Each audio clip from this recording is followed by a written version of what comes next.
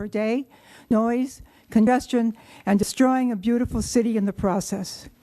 It's also a case of a city council that has been in power so long that it has lost touch with the will of the people.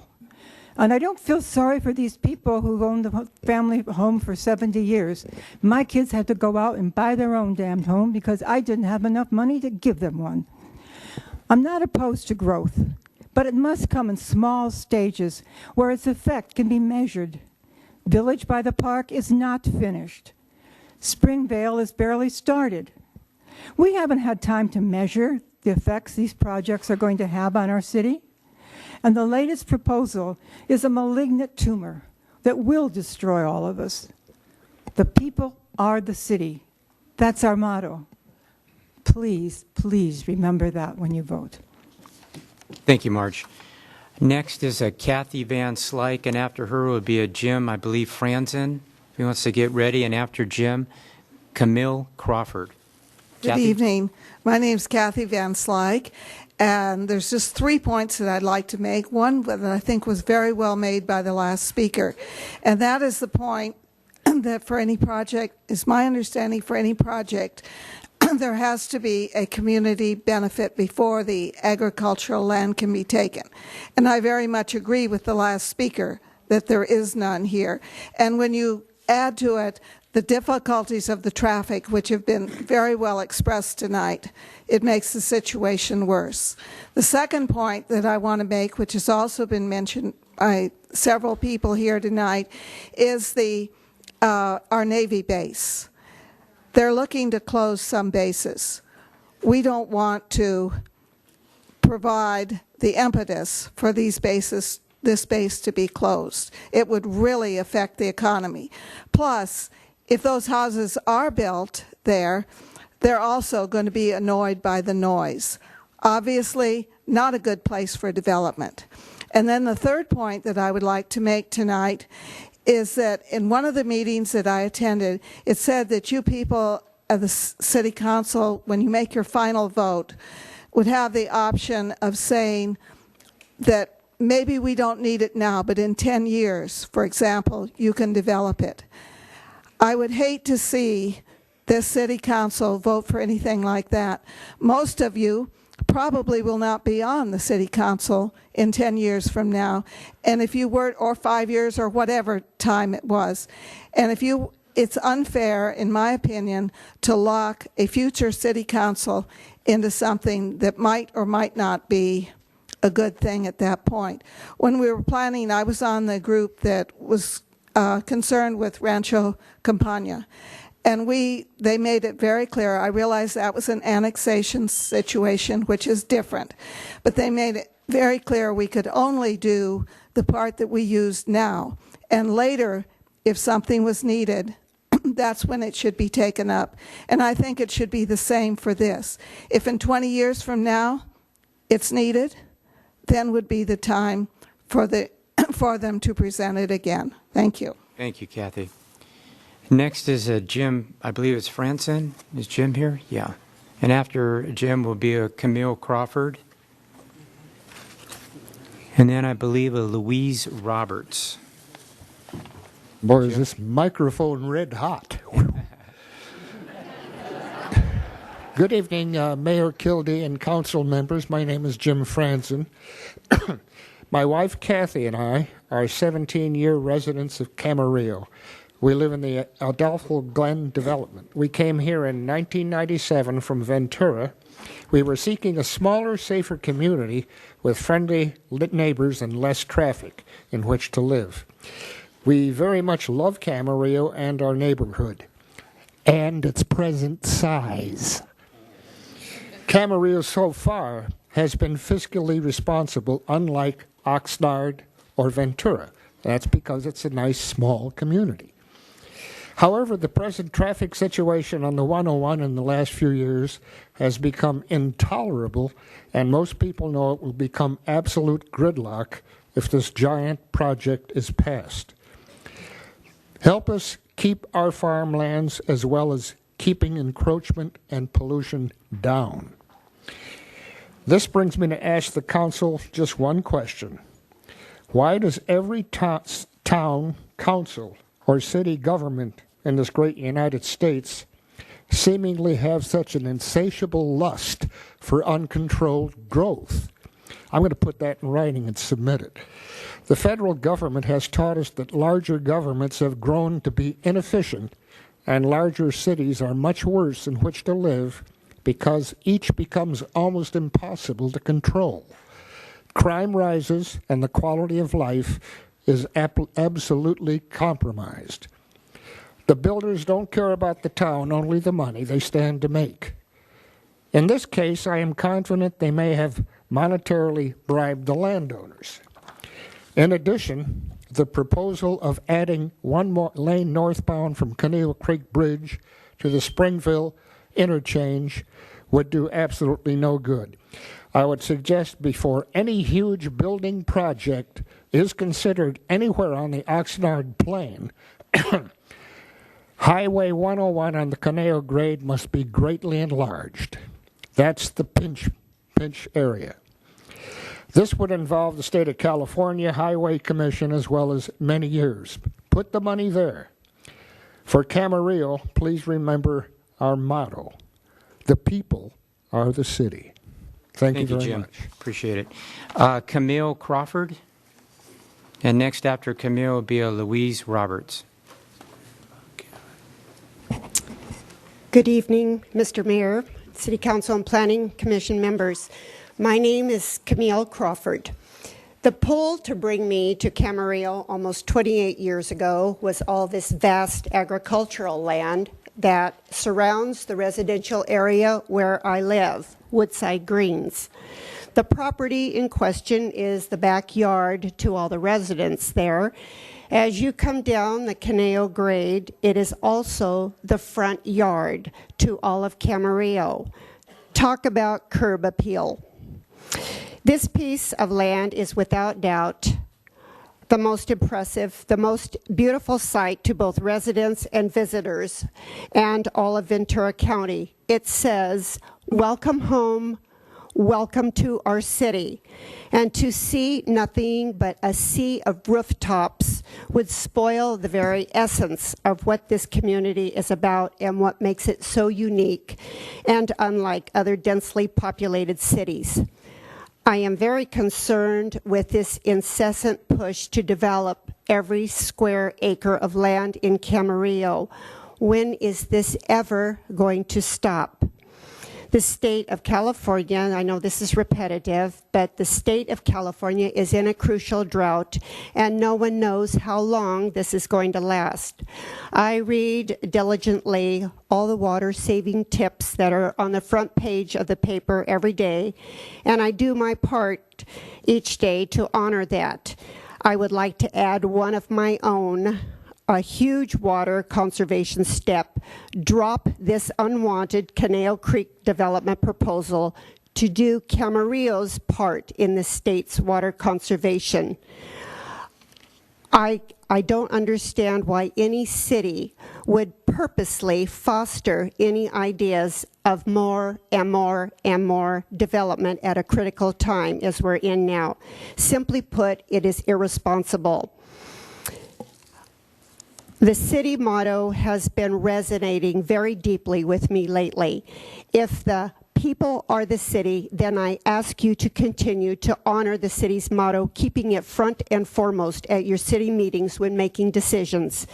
I would hate for you to lose sight of that and have to revise the motto, eliminating the word people, as we want to feel valued as citizens of Camarillo and that our voices are heard, they count, and they matter.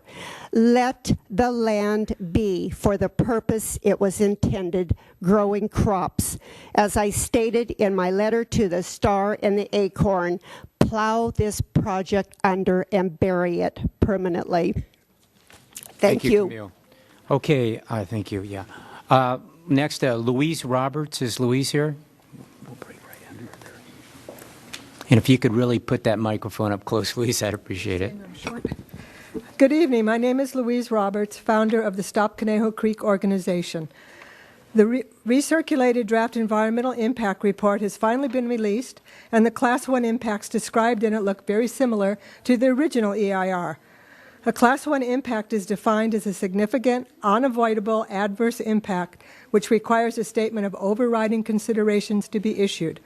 I will focus on only 3 of the 6 identified Class 1 impacts. 1, loss of prime agricultural land continues to be a Class 1 impact, despite the meager attempt to offset the destruction of 895 acres of mostly prime farmland by proposing HOA community gardens, space in backyards for gardens, and cottage food operations. 2, traffic continues to be a Class 1 impact despite the proposed addition of a northbound lane only from the bottom of the Conejo Grade to Springville, which is approximately 2.5 miles. All this would do at best is to move the pinch point from the bridge at Camarillo Springs down to Springville. And what about the southbound lane? Moreover, this plan does not coincide with the 20-year plan by the Ventura County Transportation Commission, the commission that's in charge of planning regional transportation projects in Ventura County. Darren Kettle, the agency's executive director, said their proposal is inconsistent with the planning work the commission and Caltrans have done over the past 5 years. 3, noise continues to be identified as a Class 1 impact. The added traffic-generated noise along 8 roadway segments in particular would be so significant to the homes facing these roadways that air conditioning would be provided to, quote, adequately ventilate the interior space of the units when windows are closed to control noise, unquote, effectively making those people prisoners in their own homes. Imagine that here in Southern California with some of the finest and most enviable weather in the nation. And what about the people that already live along Pleasant Valley Road? CEQA requires that there must be an overriding demonstrated community benefit to offset any Class 1 impact. Camarillo's general plan states that agricultural land shall not be converted to other uses unless there is a public benefit or community need. As Dave Norman, Camarillo's Community Development Director, has stated, the City Council, would have to make a series of findings that there are overriding considerations for community benefit that somehow carry more weight or are of more community importance than the impacts presented. Well, we're here, the community. We're here, we've been here, and we're going to continue to be here in force in greater and greater numbers to let you know there is no community benefit or demonstrated need that could possibly outweigh all of these detrimental impacts to our quality of life. We ask you to do the right thing, and when the time comes, to listen to the voice of the people, your community. Thank you. Thank you, Louise. It's a little bit after 9. I'm going to call a recess here, and we'll be back in about 10 minutes.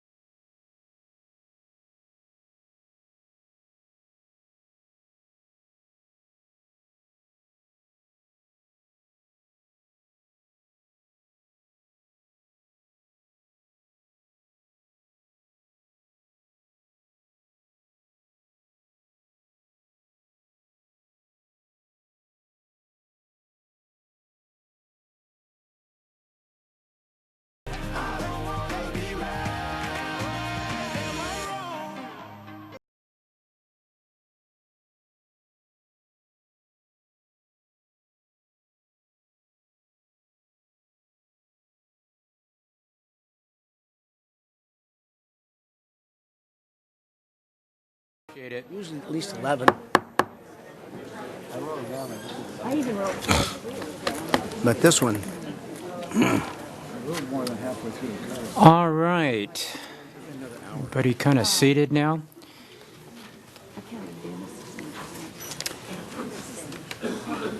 Next up will be, I believe it's a Mike Roberts, I believe. Mike, and then Ricardo Castaneda. And after Ricardo will be a Laura, I believe it's Maher. So we'll go with that. And with that, let me make sure the microphone on is Mike. Okay, Mike, we're good. Thank you. If you could talk into that, it'd be great, Mike. All right. As you know, the CEQA requires a statement of overriding considerations to be issued if there are any significant, unavoidable adverse impacts found in a project. Our own Camarillo General Plan states that there has to be a demonstrated community benefit before agricultural land can be rezoned. Three things in particular have been touted as providing community benefits. The building of an amphitheater in a city park for local events has been cited as a community benefit. Whatever happened to the amphitheater that was promised at Village of the Park? Besides, we already have an amphitheater at Constitution Park. Adding another one certainly doesn't rise to the level of overriding consideration and justify all of the adverse impacts that we would have to live with if this project were to be built. Providing more housing in Camarillo has also been claimed as a community benefit. But the truth is, we do not need more housing in Camarillo. According to our Regional Housing Needs Assessment, the RHNA numbers that we hear so much about, we will be meeting our share of regional housing needs. The number we need is 2224 through the year 2021. The Camarillo Department of Community Development states in its June report that there are 25 projects that are coming online, resulting in 2,407 residential units. That exceeds our RHNA numbers by 10%. Lifting the sanitation facility out of the floodplain is another reputed community benefit. A 2-mile-long, football field-wide bypass channel is being proposed to take the sanitation facility out of the floodplain. At this point, $3 of our water bill is already being collected to pay for doing just that, to take us out of the floodplain, or the problems there. The purpose of the fee is to build flood walls, levee and road improvements to protect the wastewater treatment plant and prevent sewer spills. That's a quote. We certainly don't need to build this massive development, dredge a huge bypass channel, and destroy precious farmland, wildlife, and our community character in the process, plus add 41,000 more cars to our roadways to accomplish this. I really feel strongly that this is the wrong time, the wrong place, and the wrong project for that area. Thank you. Thank you, Mike. Okay, the next one is Ricardo. Are you up here? And after Ricardo, I believe it would be Laura Maher, I believe, Laura. So, Ricardo, if you can talk into Ricardo. Thank you. Good evening, Mayor, council members, Camarillians, everyone who's here tonight, and everyone tuning in at home. Thank you. I remember driving down the 101 when it was just a 2-lane highway, driving through the trees, both sides. Now you can barely even see the Camarillo Ranch until you're right on top of it. Sad. And then I moved here in early 1981, going to the post office and meeting Mr. Morgan there as he was vying for mayor. I thought that was great. You can't do that from where I came from, San Gabriel Valley. Just can't do that anywhere. I love the city. That was why. The traffic and water speaks for itself. Traffic is, horrendous. The Johnson off-ramp, they said was going to fix everything. It did nothing. The water, my fiance and I visited Cambria, the first weekend of May. A few weeks later, my friends visited Cambria. There's outhouses in front of every hotel because they don't have the water. Is that what we're going to face? Outhouses? Regarding the report, the reclamation growth will be coming from what's already being grown into the agriculture. Well, I think everyone here would rather grow food than more problems and concrete. How things have changed from the report in 2009 to 2012. What about 2015, right around the corner, 2016, 17? It's just going to keep getting worse. One of the beauties about Ventura County is the distinguish that you can tell city from city because there's agriculture between everyone. But LA, it's rat city, it's concrete city. We don't want that here. We don't want to become another suburb like every other little suburb, that everybody's trying to get out of. We don't need that. We don't want that. The owners, the mayor, the owners of the land, shame on you. You're showing us that you don't belong here. If the city is the people, you don't belong here. Shame on you for that. The houses, the businesses, they can't even fill the houses. They can't even fill the businesses. Empty everywhere. When we come home and we're driving up the grade to come down into Camarillo, day or night, the view is incredible. I thank God every time I drive that. And I hear angels singing to me as I drive down. Thank you. Thank you, Ricardo. Okay, the next will be a Laura Maher. Laura? And after Laura, Merrill Burge. And after Merrill will be a Paula Juan, I think, but I'll get to that later. Okay, Laura, if you could, yeah, thank you. Hello, concerned citizens of Ventura County. I'm going to try my best to not repeat everything you've heard so far. Wish me luck. Hooray. My name is Laura Marr. I am a very active member of our community. If you haven't heard of me, you probably heard of our Camarillo dog parks, our Camarillo seed library, and all sorts of other wonderful movements happening like gray water. Woo, gray water. So, when discussing the Conejo Creek development, the intense layers of catastrophic issues are difficult to ignore. It's kind of right in your face. I know there's a much better use for this 895 acres, and I plead you to consider a transition to organics and to stop the traffic insanity. We have such a vital opportunity, and I believe the first step to solving this problem is recognizing that there is one. This draft environmental impact report has multitude of issues. The numbers are just not even adding up in any way. I can tell you that the numbers that are just showing an awful gridlock situation along the 101 do not even consider some of the vital numbers of developments that have already been approved in the pipeline along that corridor.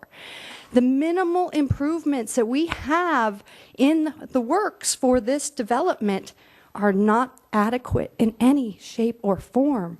They are needed now without this development. We need to expand the 101. We need to expand the Conejo Creek in a way that is in line with nature, that does not involve cars, that connects community, learning and education with our university, our sustainable, green, growing university, and we need to connect it with business. There are multiple levels. If you win on those 3 levels, you win the people and their support. This is what I come to you to say. The people are the city, and the city belongs to the people. Please give us our farmland back. Give it to our educational institution that is ready for it, and let's all partner together to embrace this beautiful future and the gateway to the Central Coast. Thank you all for your time. Thank you, Laura. Okay, next, Merrill. And after Merrill will be Paula. And after Paula will be Mike Hodson. So, Merrill? Yeah. Good evening. Good evening. Good evening, City Council, Planning Really Commission, speak into that, staff. Merrill. There you go. Closer? All right. Yeah, thank you, Merrill. So it's Merrill Berge with Camarillo Sustainable Growth. And as you know, I love details. So let's dive in. It's been said the Conejo Creek development will generate 41,000 vehicle car trips. 20% are projected to travel south on the grade. 26 are projected to travel north on the 101 freeway through our corridor from the Pleasant Valley interchange on. As you know, the 101 freeway is our county's only high-capacity north-south transportation main line. The Conejo grade is a critical bottleneck in this segment of our transportation system. Currently, the Conejo grade carries 131,000 average daily trips. By 2030, 16 years from now, the cumulative area traffic combined with the Conejo grade development vehicle trips are projected to result in 186,000 car trips on the Conejo grade, a 42% increase in traffic on the grade with no improvements planned for the grade or for the short, sharp, steep Camarillo Springs on-off ramps. The proposed dedicated 4th northbound lane would start at the Conejo Creek Bridge and run to the Springville interchange. However, Figure 4.15-8 entitled Improved US 101 Freeway Mainline Level of Service Summary illustrates that with cumulative development, even with this 4th northbound lane, the 101 freeway segment east of Camarillo Springs, in other words, the grade, would be the worst level of service F, and the segment of the 101 freeway west of Lewis, between Lewis Road and Carmen Drive, would also be a worst level of service in the middle of our Camarillo corridor. And if that wasn't bad enough, this northbound lane would terminate at Springville. The Springville, of course, 1,300 residential units would generate 21,000 vehicle daily trips at the build-out. And just north of that, between Del Norte and Rice, the 400-acre Sakioka Farms Business Park was approved by Oxnard City Council in June 2012. And that EIR generated 78,000 vehicle trips. The thing is that the cumulative baseline for the Conejo Creek was based on a summary of projections contained in an adopted general plan, not an alternative cumulative impacts analyzation, which could have been a list of past, present, and reasonably anticipated future projects. So the question then becomes, the traffic we know is already going to be bad, but in the Conejo Creek model were the 78,000 vehicle trips that were going to be generated by Sakioka Farms included. And because the appendix Traffic and Circulation Technical Reports does not document the projects used for the cumulative traffic figures, we wonder if the Wagon Wheel 1,500 residential unit was included.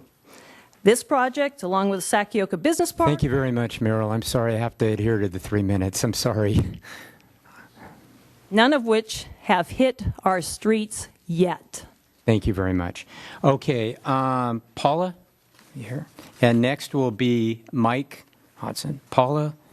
Waugh. Waugh, thank you. Thank you. Good evening. My name is Paula Shabarik Waugh, and my family and I have owned and managed 3 industrial buildings off of Poncho Road. They're on Cali Alto and Cali Plano. We've had them since 1975. My father built them.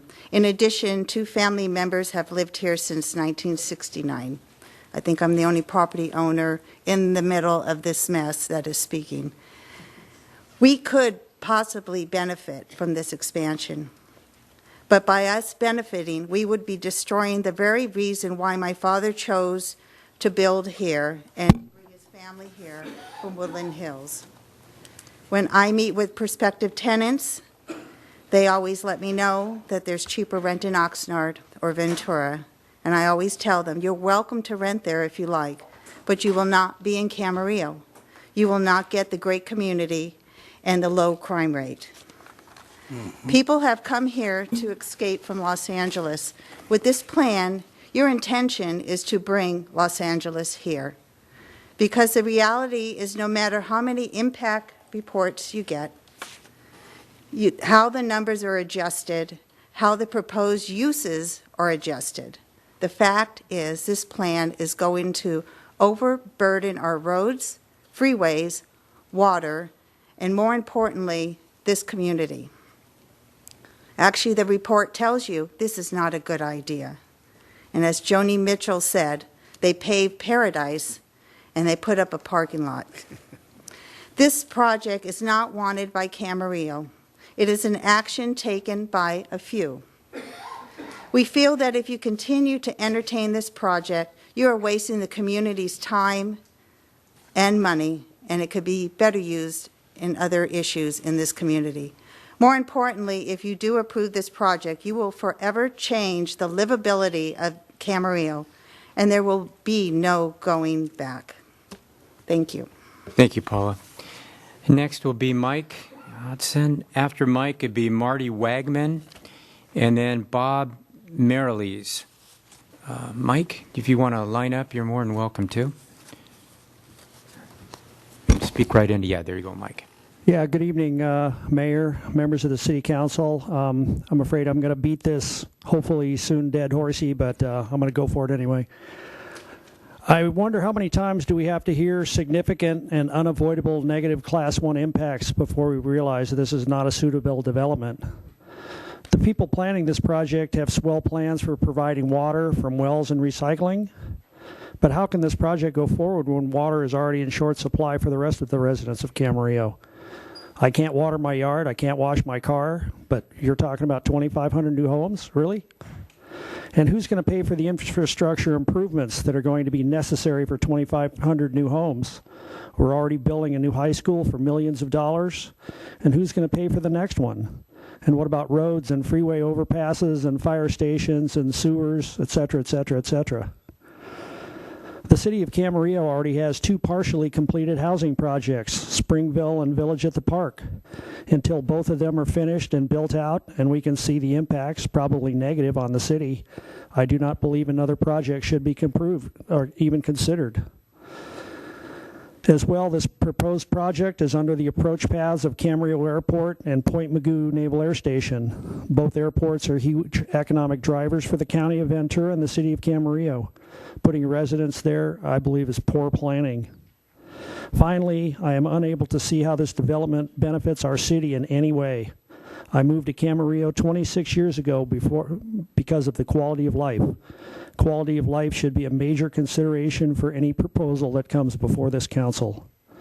If this project goes ahead, I will no longer call it Conejo Creek. It will be the Conejo Sewer, because our quality of life will be flushed down the drain.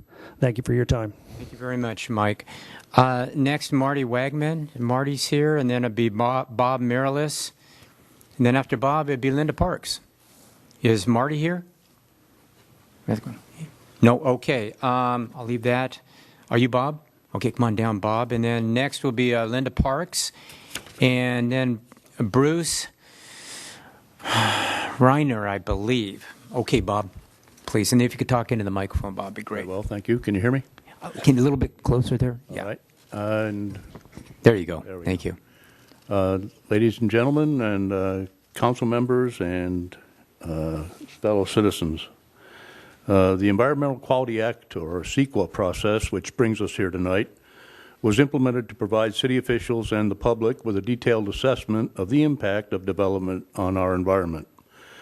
That assessment is laid out in detail in the Environmental Impact Report, or EIR, a revised draft version of which we are commenting on this evening. The so-called lead agency for the CEQA process here in Camarillo is the Community Development Department. So pretty much everything official we see about Conejo Creek is filtered through that agency and its director and appointee of the City Council. Said director is also the de facto head of the Planning Department, and his planning staff provides information and guidance to the Planning Commission. One can only hope that all this cross-pollination in the exalted confines of this very building would result in an objective document that would lead a reasonable person to an obvious conclusion. But let's say the 3 or more members of our City Council don't get the message. That's all it takes. 3 politicians to move this project forward. 3 votes that would obligate all of us, to improvements and maintenance of the roads, bridges, schools, and bypass channel that Conejo Creek promises. 3 votes to take our community down the path to gridlock on our roadways and delayed arrival of emergency services to our neighborhoods. These significant and unavoidable environmental effects are identified and quantified in the EIR, but what if just 3 City Council members maintain or insist that the economic, legal, social, technological, or other so-called benefits of the Conejo Creek project outweigh these admittedly negative impacts on our community and our environment? They can simply make a statement to that effect called a Statement of Overriding Considerations, a testimonial probably prepared by a phalanx of lawyers from the hills of Beverly, and bingo, San Fernando Valley, here we come. The great state of California has provided its citizens with a remedy for such wayward conduct. It's called the referendum process. The referendum process revokes the decision-making power of the City Council on a specific issue and returns it to the citizens for a vote. However, the proponents of a referendum have only 30 days from the City Council's vote to gather about 8,000 signatures in our case, so hanging around in front of Trader Joe's is not going to work. We need the community's help now so that we can prepare for this effort, should it be necessary. Sign up with us outside if you haven't done so already. This might be the best thing you've ever done for your community. Thank you. Thank you for your comments. Okay, next, Linda Parks. Linda, and then after Linda, I believe is Bruce. I think it's Reiner, but I'm not sure if I'm pronouncing the name right. But Linda, yeah. Hi, good evening, Mayor, City Council members, and Planning Commissioners. I'm here tonight only representing one organization, and that's SOAR, save open space and agricultural resources. SOAR allows for the voters to decide questions about rezoning open space or farmland in the unincorporated county. And we've taken a position opposed to this project because we understand the important value that our citizens place on farmland preservation and open space. You are the stewards of this land, and I hope that you understand the value that your citizens place on it. And certainly the probably close to 500 people who showed up tonight have expressed that concern to you. I hope you do agree that it is your responsibility to be good stewards of the farmland, because if you don't, who will? It's important for SOAR to see that we have the ability to have a vote of the people. We have a very popular movement. We have the strength of people power. And it's because those people understand and treasure our open spaces and farmland. Your EIR this evening, it has no significant way of mitigating the loss of farmland. That's why you have to do overriding considerations. I think you need to look at the long-term, not the short-term impacts. And you look at the long-term, there isn't a demand right now for this project, and I think it's the wrong time for it. But I think in the future, people are going to really appreciate the fact that you understood the value and the importance. It's a lot more important to have farmland than it is to have another commercial development, industrial development, another 2,500 houses. And it was also discussed the impact of water. I was surprised to hear the representatives say it would not have an impact on your domestic water. How can you put in 2,500 homes and not have an impact on the water supply? What's nice about farmland is you can actually fallow those fields when there is no water. You don't have that ability once you've built houses there. I hope you'll take your responsibility seriously. You'll listen to the people, because not only is the city of city of Camarillo the people, but also the city council. You are the people of Camarillo also. So I know that you have to share those values, and I hope you will, and see that this project does not add to the urban sprawl of our county and the impacts that you've heard tonight. Thank you very much. Thank you, Linda. Okay, is Bruce here tonight? Okay, Bruce. Okay, next is a Joan Edwards. After Joan will be Rick Smith, and after Rick will be Tracy Hensley.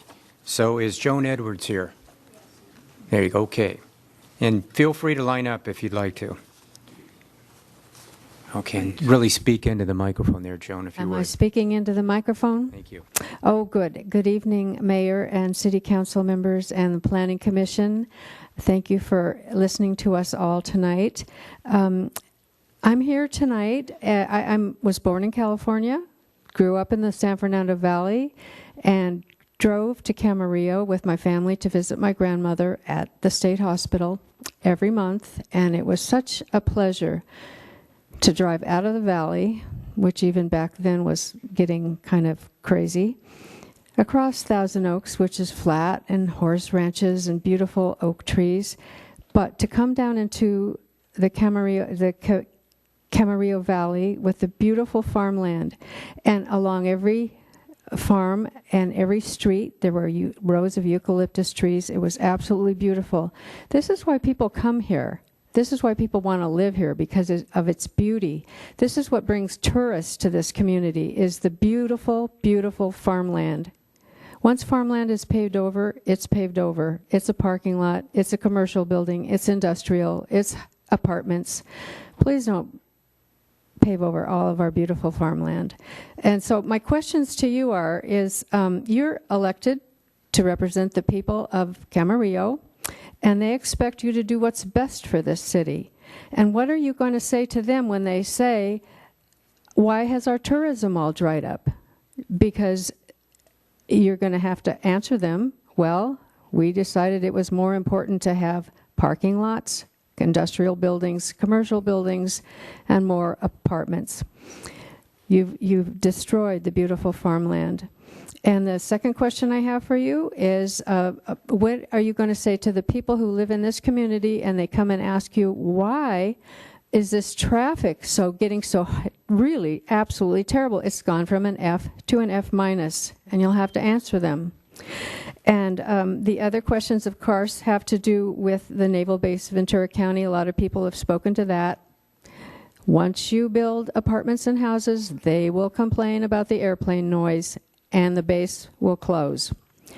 And when the people come and ask you, where are all of our jobs? Well, we had to close the naval base because of the noise, and because the people complained. Please don't listen to the people that own this land that want to sell it for this development. They will come to you with crocodile tears. This is my nest egg. I bought this land as agricultural land, and now I want you to change the zoning so that I can do what? Buy a house in Lake Sherwood, go on a trip around the world. What are they going to do with all that money? They bought agricultural land. Don't rezone it. Thank you. Thank you very much, Joan. Okay, next is Rick Smith. Rick here? Rick's not here. Tracy? Is Tracy here? Okay. If you could really speak into that microphone, Tracy, that'd be great. Really put it low. I'm sorry? I'm going to lower the whole podium. Oh, yeah, it might be better. Thank you. Are we there? Yeah, we're good. Thank you. That's All great. right. Good evening, Mr. Mayor, City Council, and Commission. I am here because I am entirely opposed to the Conejo Creek project that has been brought forth to you tonight. I'd like to mention just a few things really quickly. First of all, I have a degree in biology, specifically in environmental biology and resource management. I have read over your paperwork and the paperwork for the Planning Commission, and even the paperwork for Rincon, and I find that the environmental impact study is entirely lacking. I'm not quite sure if any of you have read the entirety of it, but please do. It is entirely lacking. It's not complete. There's also no secondary analysis, and it is not verified by an unbiased group. The Conejo Creek connects to several different creeks and does actually end up in the Pacific Ocean. It does so by entering an estuary. It was brought up earlier that estuaries are very important. They house usually many different forms of organisms that are only found there and are endangered and are incredibly precious to us. None of that was in the environmental impact report as well, and I plead with you to not base any opinions or to vote on this until that fact is actually researched. Again, with traffic, I don't believe adding another lane to our freeway system is going to help entirely with the situation. I think that that should also be researched and have some sort of conclusion. Scientific conclusion based before any commission comes to a reasonable decision. Last but not least, losing 900 acres of food processing land is absolutely it's completely unacceptable. I am embarrassed to say this in front of all of you, but I imagine none of you came here wondering what the face of hunger looks like. I am a resident of Camarillo. I did not eat today. I did not eat yesterday. I don't know what I'm going to eat tomorrow. And the idea that you are interested in building properties over land that can viably be used to make food. Thank you, Tracy. People. I've got to hold everybody at That's 3 fine. minutes. I'm sorry. I find it offensive. Okay, thank you very much. Please consider. Next would be a Bill Thomas, followed by Steve Ford and Anna Shepard. I know there's Bill. Okay.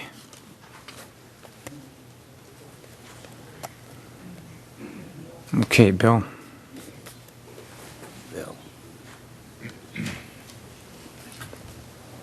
I was expecting at least a little time in the bullpen before he cut. Hi, Mayor, City Council, Commissioners, Camarillo voters. We arrived in Camarillo in 1982 in the spring, and unlike the rest of the story on water, my first experience was to watch them emptying the houses at Point Magoo from the floods that had happened for the Camarillo Creek had gone straight through. I find it hard to believe that some of the plans for the creek are going to necessarily prevent that from happening again, and it will happen again. It'll be probably 2-3 years of extra drought before it does, but it'll happen. There are a lot of reasons to object to the project, but I think there are a lot of smart people here, and I'm going to pick quality of life as my theme. Traffic is the key part, I think, for a lot of us. I used to go to Dodger games. I don't go to Dodger games anymore. It's just too painful.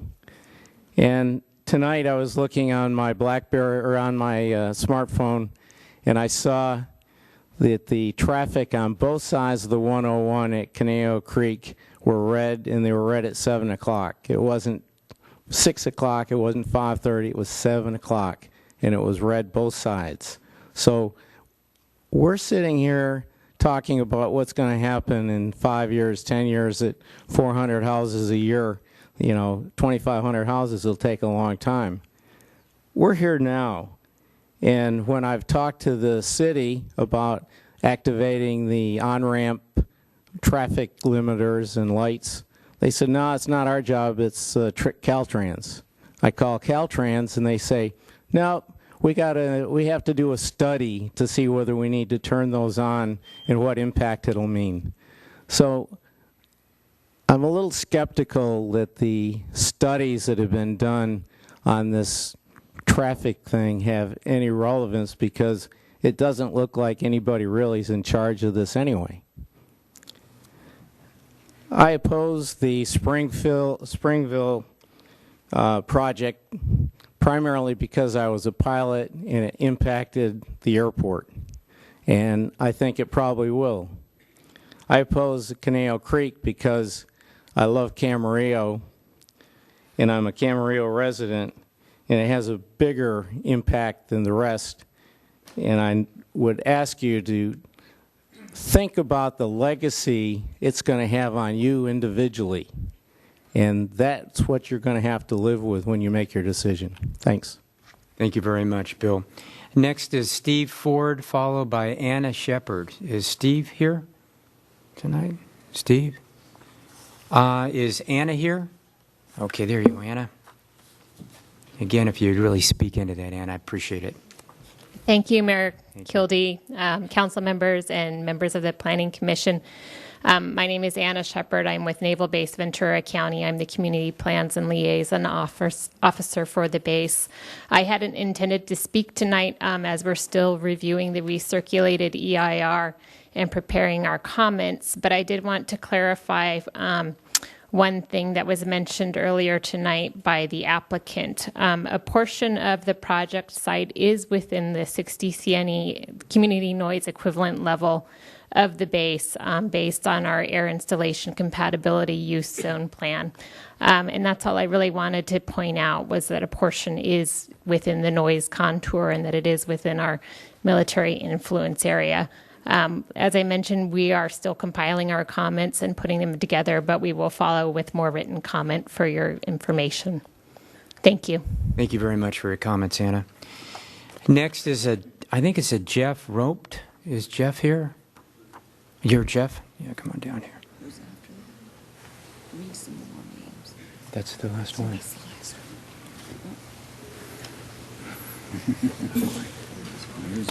Jeff, did I pronounce your last name right? R-O-O-T root, like tree root. Oh, thank you. Yeah. Good evening, Mayor. Thank you. City Council, and my fellow neighbors. I'd like to start off by saying, and Mr. Hargraves and Mr. Janice, I'd like to start off by saying how proud I am to be part of a community like the people that are here today that are voicing their opinion on this. This is the reason that my wife and I live in a community, because of having neighbors like these people. I wasn't going to speak, and actually my wife didn't want me to speak, but I was standing outside, and I heard the 15 sirens going by. And I said, I've got to come in here. I moved here from Orange County, and I used to hear that practically every night, those sirens on those emergency vehicles. I don't know if you heard them inside here. We were standing outside, and we heard them. And if we allow this development to go through, I'm afraid that's what we're going to be hearing on a weekly basis. Are these emergency vehicles? You're going to hear the sirens going by, and the complete quality of life is going to change. A few issues. The freeway, the congestion. The developers have come in here and they've said that they're going to somehow mitigate this traffic situation. They're going to put a lane in, something to that effect. And as citizens of this community, we're supposed to believe that. We've got a 384-unit apartment complex that's right next door to a 106-unit apartment complex that I own here in Camarillo. I sat in the same room here, and I listened to Mr. Morgan sell that 384 units, and one of the things was that they were going to provide 75 affordable housing units. That developer, Amley, has now told the city of Camarillo to basically go pound sand and we'll see you in court. So we can't even get 75 apartment units from one of the last developments, and yet we're supposed to believe that these developers are going to put in a freeway lane for us. I'm skeptical. I don't believe it. I've heard this freeway lane could cost hundreds of millions of dollars, and I'm skeptical. At the least, I would like to say is maybe we could set up an escrow account, and they could put the money into the escrow account before they ever break ground over there, and this way we have the money that can be earmarked strictly for that freeway lane before they start work. The other thing is, the water company has told my apartment complex that if we can only use the water a couple days a week, and if we don't start conserving water, we're going to be penalized. How does anybody up here with a straight face tell me that my water bill, that we could possibly be penalized if we don't start conserving water down the road, and that we can only use water a few days a week, and yet we're going to issue 2,500 building permits for other people to use water? I mean, it just defies total logic to me. And then the gift. Oh, by the way, I wanted to. Are you Mr. Hargraves? No, he's over there. I wanted to thank you for pointing out that your client paid for the EIR. I'm not quite sure, who else was supposed to pay for that, but in any event, Mr. Hargraves. Okay, Jeff. I'm sorry. I'm trying to keep everybody. Okay, 3 minutes. but all right. Thank you. I appreciate your comments. Okay, Tyler, I believe is Tyler Suji. Is Tyler here? He just got this card here. He's got to be here somewhere. No? Is that him? Okay. Are you ready? You can come down when you're ready, Tyler. Okay, there you Again, Tyler, if you'd really speak into the microphone, that'd be great.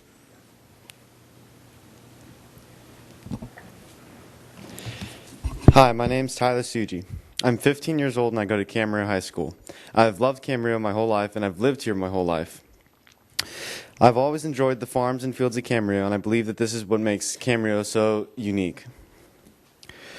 What I loved to do as a kid, and I still do now, is to hike to the top of the hill in the heights and just see the amazing view from the top of the hill to Anacapa Island. It was an uncluttered view past the fields all the way to the ocean. If this project goes through, I'll no longer be able to see this amazing view. And Camarillo needs to do the same. Look up and out to the big picture of what Camarillo would be in the long-range view. What I see now are separate, isolated projects that do not connect to any long-term plan. Even Village at the Park was built without thinking of connecting it to the greater city. It's just so hard to get it to go even from Village at the Park to the Old Town. Bottom line is that I love the city as it is, and I would love to think of you to think of kids like me at the front end of life as you plan for the long term of the city. Thank you. Thank you for your comments, Tyler. Okay, I don't have any more blue cards, but a couple people, if they're here, Steve Ford here, or Rick Smith, Bruce here, Marty Wagman, did Marty get here? And Forrest Fields, is Forrest no here? Okay, was there anybody else here? No other, yeah, I'm going to ask, would anybody else here that has an opportunity to speak, would anybody like to come forward and make some comments? Now's your time. No? Okay. With that, I will call, let's see, I'm going to call the applicant. Do you have any applicant like to come back and make any comments or anything? No, applicant does not want to make any comments. Okay, so with that, I will close the public hearing. And I'm going to open it up for comments. First, we're going to do the Planning Commissioner's comments, and then we'll get to the City Council members. So are there any comments by the Planning Commission at this particular point? Any Planning Commissioners have any comments or anything? No? Okay, I will then ask the Council members, and I'll ask Mrs. Craven. Yeah, I'm going to do something Put your microphone on, please, Charlotte. Sorry. I'm going to do something I really hadn't intended to do, but I was implicated by a couple of people that I was not interested in conserving water. I have a couple of people who are my neighbors out here, and I think they can assure you that's one of my main concerns. Back in 1993, when my lawnmower went to college, I got rid of the grass. And I've had drought-tolerant landscaping ever since. That means cactus that my poor neighbor has to look at. But a couple years ago, I also got rid of the grass in the backyard, and we have artificial turf that looks magnificent all of the time, and the other half has mulch. And my water bills are average about 6 units per year. Sometimes they go up to 10 in the summer, and they're 1 to 2 in the winter. And so I don't want you to think that I am not interested in water conservation. I live it all the time. So now that I've explained about that, I'm going to start with comments. And I think the first thing that, and I asked the mayor to let me speak first, because I might have a little bit different perspective on this project and its history than has been stated. But the first thing that needs to be said is that all of you get an A+ for delay. You've done a really masterful job. As a result of all of your comments, this site has been studied extensively for 7 years, and there's very little we don't know about it. And I know some of you think we need to study it more, but sometimes you just have to let a process go through. You have to let EIRs go through the designated process. You have to let projects go through so that they can either be voted up or down and make it so that the community is no longer in turmoil. I wanted you to hear the history of this from my perspective, and it is my perspective, but I'm backed up by the minutes of various council meetings. This didn't start 7 years ago. It really started 9 years ago. On January 26, 2005, when we considered a general plan request for 90 acres at the corner of the freeway and Pleasant Valley Road. That was just a part of the 250 acres that are in that whole plot of farmland. That request was to study a commercial center, a sports training center, and a site for the Cornerstone Christian High School, which no longer exists. Most of the people out here that night were parents of students at the high school, or parents of prospective students at the high school. And they were very much wanted to have a high school of their own because they'd outgrown the site where the church is located. I have minutes of that 2005 council meeting which indicated that I objected at this, and I still call it the last major piece of undeveloped land within the city, and I objected to it being developed in a very piecemeal way, 90 acres here, 90 acres there, maybe 50 acres someplace else. I didn't know what the plan was, but I really objected to that. I remember saying that if we were going to consider anything, and you have to understand, if we were going to consider anything, we needed to look at the entire 250 acres 250 acres, as a whole and not allow it to be developed in a piecemeal way. I remember Mr. Morgan adding that there was 35 acres across the creek, which we call the Foster property because I don't know if they still own it or not.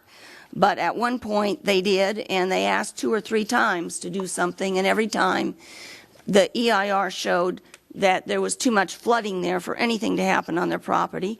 So he asked if we were going to look at this piece of property to include that 35 acres. And the council at that time denied the request that was on the table, but everybody up here, or everybody who was on the council at that time in 2005, agreed that it should not be looked at piecemeal. 2 years later, on January 24th, 2007, we had another request for a general plan change, and that included not just the 285 acres, but 602 acres. I have the minutes from that meeting too, which showed that the council said we had recently told somebody else that it should be looked at as a whole, the entire site, and we unanimously referred it for further study. But at the very same time, we told the developer that this was for further study and there were no guarantees. Which gets us to tonight, because that was the project we're here to talk about tonight. Or we're not talking about a project. We're talking about a revised EIR, and only part of the EIR. So we're talking about 859 acres, which is a very big area that covers more than just the 285 acres or the 602 acres of farmland that we had previously discussed.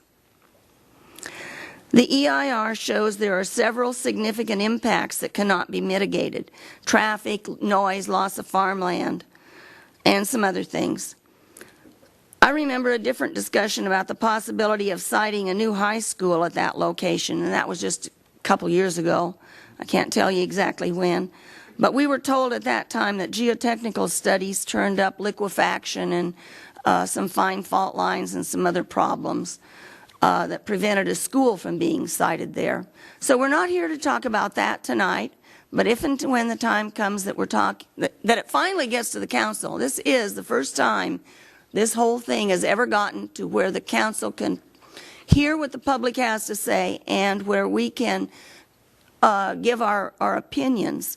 And so if we ever get to the place where we're going to talk about the entire EIR, I want people to know going into it that in addition to the traffic and loss of ag lot, excuse me a second.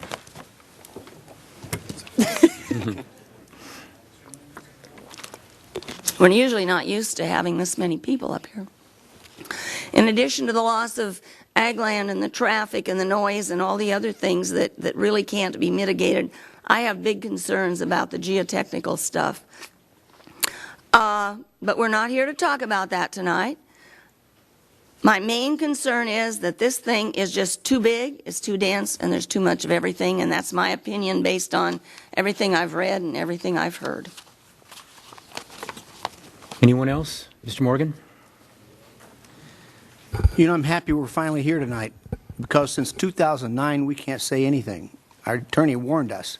You can't say yes, you can't say no, so don't say anything. Well, we're here tonight. We've heard the public hearing, and we also have received the information in books this thick and telling you about all the different factors.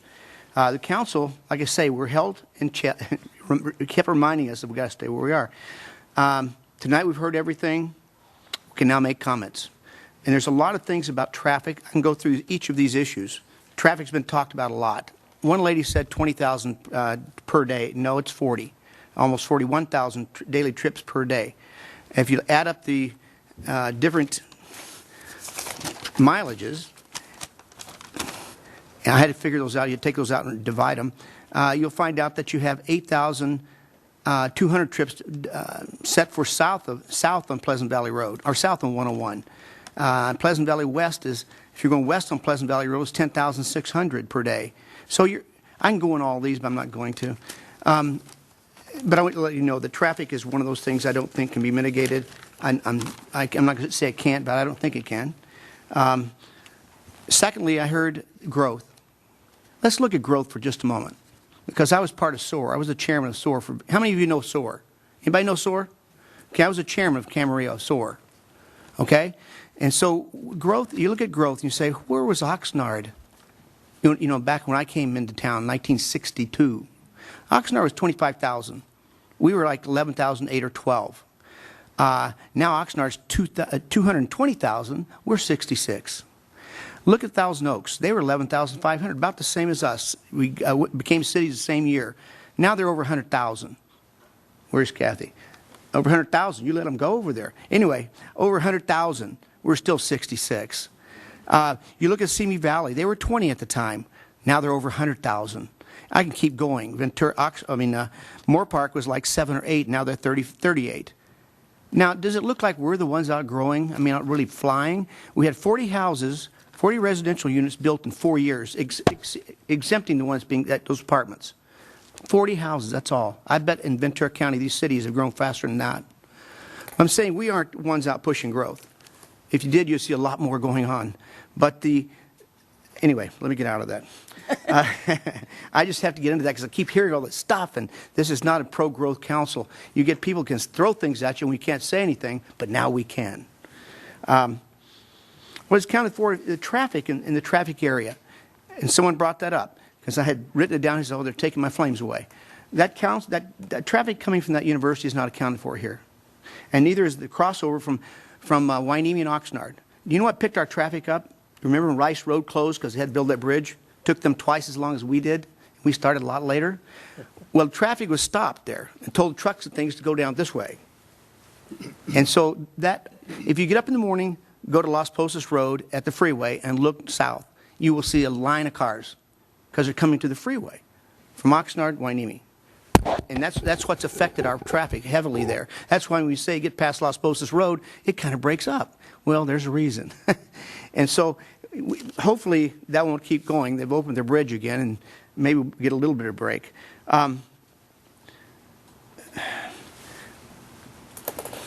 Okay, one of the things that bothers me about the traffic too, all this number that's coming from this project, but others too, like the Oxnard projects. Do you know that they try to get another line into Camarillo to give them the numbers to get the traffic onto the freeway? They want to extend Ventura Boulevard into our Ventura Boulevard section across that farmland. You know what we told them? We'll build a bridge first, so you can't. No. That lets them have outlets for their traffic, and it's not going to happen for that project you heard about being okayed. Well, we've said no. So hopefully that'll affect them some. Anyway, I'm also concerned about the agriculture. You can't replace it. It's going to be gone. And being on SOAR, we're always concerned about that. As co-chairman, we heard the people. We know what it's like. We know what they want. And you can't replace it. Noise. Noise wasn't listened to very much, but noise becomes much more exacerbated when you have traffic like that, major flows of traffic going on freeway. And how many people here live at Woodside Greens? Anyone? Okay, they're the ones who will normally call us when traffic picks up over there because they get affected by trucks and things going along that roadway. And so we've done some things to try to stop that. But you can't control it. If you keep having so much traffic going, you won't be able to control it. Water. One of the biggest concerns for me is water. I've driven up the coast, the east side of California and the west side of California. I just got through coming from Sacramento or Monterey from a water conference with CASA. I drove up and looked at Cachuma just to see how it's doing on the way back. My gosh, you guys will be shocked. They're going to be in trouble up there someday. But that's the same thing we are in Casitas, over here in Ventura. Theirs is down. According to my good old computer here, it says we have no rain scheduled until October 8th. There's no rain scheduled. That's as far as it'll go. So we have no rain in the next 2 months. We have had history in California of no rain for 20 years. Right before we became a state, read the trees and stuff, it'll tell you there's 20 years no rain. It was drought at that time. So we can't count on having a lot of water here unless we preserve it, make more water, and so on. And so therefore, I'm just saying that's a very big problem with me. Mr. Rust hit it right. He's not here now. I think he's gone. But Bob hit it right when he talked about Easter Island. How many of you know about Easter Island when he said that? Let's see how many educated people we have here. Easter Island, one of the reasons they thought may have the disappearance of the people was more people grown, more water was used, and they had lack of water. I was surprised at coming through it. That was great. On the other side too, Barbara here talked about DDT. Well, if you go down to the base now in Point Magoo, you'll see some signs in the water. I did as a kid when I lived there that says no walking around because of DDT potential. Well, that came from somewhere. DDT came from farmland in the old days when they didn't know the effects. So I don't know. I'm not going to say it's there, but it might be worth looking at and exploring to see if it's there. Tonight, I want to say that with the information I've received thus far, and this and you guys, I can't support this project.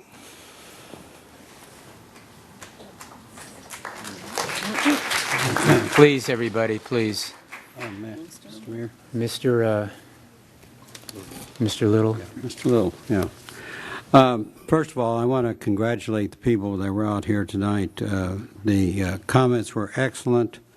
The meeting was done very well, and everyone respected everyone else's comments, and I thought it really solidified in my mind a number of concerns I've had for a long time. And I just thought I'd like to bring out a few of these. I would just simply concur with Mr. Councilman Morgan about the growth rate in Camarillo versus these other cities in Ventura County. We have, I came here 25 years ago. The city was 50,000 people. 25 years later, it's 66,000 people. That's 16,000 people in 25 years, which is less than 1,000 people a year who've migrated into our community. And I think, frankly, I think we're the better for it. But first of all, the traffic has been pointed out. It's going to have a major impact on a number of the freeways, and I think the EIR has got to have to look at what we moved. What is being proposed is to move the northbound issues 3 to 4 miles to the west. And I'm concerned what happens when you run out of that fourth lane up at Springville is what's going to happen there. But also, I'm also concerned about the numbers that have been quoted for some of these arterial streets. They're staggering in terms of what some of these streets will bear if this goes into effect. I'd like to have more discussion on the impacts of traffic. The ag land lost has been pointed out several times. It's a non-mitigatable impact and has significant consequences. And I realize that the people writing the EIR have to come up with some ideas of mitigation. But frankly, the ideas that were given in the mitigations are just almost laughable. Community gardens. Creating agricultural processing plants. I just think they're inadequate, and I think if we're going to consider anything, we ought to try to come up with better ideas. The Navy base impacts, there was a comment made by a representative of the U.S. Navy that there is, in fact, encroachment by this project on the airspace of the Navy, and that needs to be looked into and dealt with. But also, the EIR just simply talks about the noise generated by the aircraft. It doesn't talk about the encroachments and the other things that it could affect the viability of that naval base to remain, and that's got to be looked at before I would ever be willing to consider this. I mentioned early in this evening about the proposed densities, 2,500 housing units on 300 acres. I think it's more dense than what the Village in the Park is, because they had 1,100 homes on less than 300 acres. And so I think that that's a issue that I have a real problem with. Councilwoman Craven mentioned and she did a good job of summarizing the history of this project. But it kind of shows you what happens when, how things grow in government. You start out with 90 acres, and all of a sudden you're up at 900.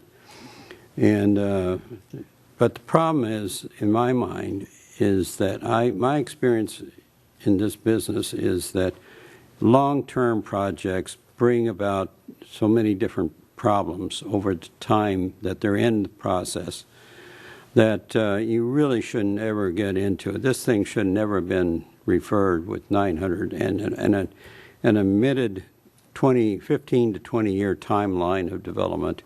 Too many things happen in that period of time. Economies change, community needs change, housing demands change. It just shouldn't have been. If we're going to do projects in Camarillo, they need to be, short-lived. And as someone said, we need to know what the impact is before we move on to something else. And there was a couple comments made by Mr. Mitchler about some inaccurate traffic data that needs to be dealt with and looked at by the consultants.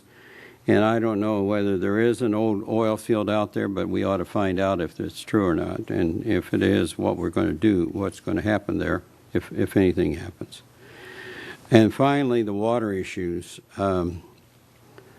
Now, a 15, 20-year timeline that they were projecting for the development of this project, we would hope that we're not in a drought by the time they get finished with it. Otherwise, we'll never be finished. But there was other things about the EIR that bothered me. One is that there's no really discussion about the runoff. It's been mentioned that this area drains to the lagoon in Magoo, and it's got some environmental issues there, and that needs to be discussed. I couldn't find anything in it. Maybe there is, but I can't find it.